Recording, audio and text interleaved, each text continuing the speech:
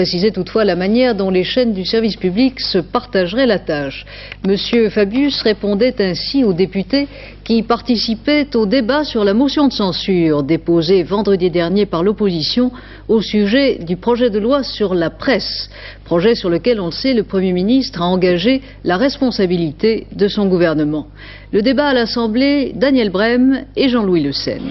Pour cette motion de censure, la 9e de la législature, il y avait cet après-midi plus de journalistes dans les couloirs que de députés dans l'hémicycle. Après 9 mois de débat, 200 heures d'examen de ce projet de loi sur la presse et beaucoup d'accrochages, il fallait en finir. Dès lors, à droite comme à gauche, on a mis les bouchées doubles. À droite, les jeunes loups ont d'abord voulu déstabiliser Laurent Fabius, le Premier ministre, en lui imposant la paternité du texte. La jeunesse ne procure pas toute impunité. Vous prenez désormais la responsabilité de la loi la plus crispée sur votre pouvoir sourd à toute critique et intolérant à tout ce qui s'oppose à lui. Croyez-vous que cela cadre avec vos proclamations sur le rassemblement et le dialogue? Au Parti communiste, les critiques également étaient sévères. On retire la loi sur l'école, a expliqué Parfait-Jeance, on met sous le coude le référendum et maintenant on congèle la loi sur la presse. C'est trop.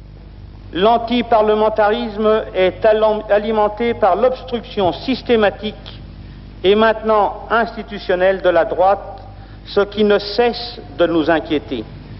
Mais cette baisse d'audience du Parlement se nourrit de son manque d'efficacité et en ce domaine, le gouvernement porte une responsabilité certaine. Décrispation, courtoisie, pour Laurent Fabius, c'est vrai, une partie de la loi ne s'appliquera qu'après les législatives de 86. Mais pour la philosophie du projet, c'est toujours celle de la gauche.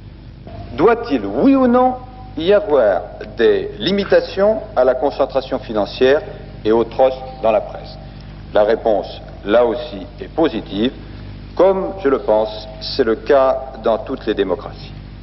Texte de circonstance contre Robert Hersant ou loi de moralité publique, la question ne sera pas tranchée aujourd'hui.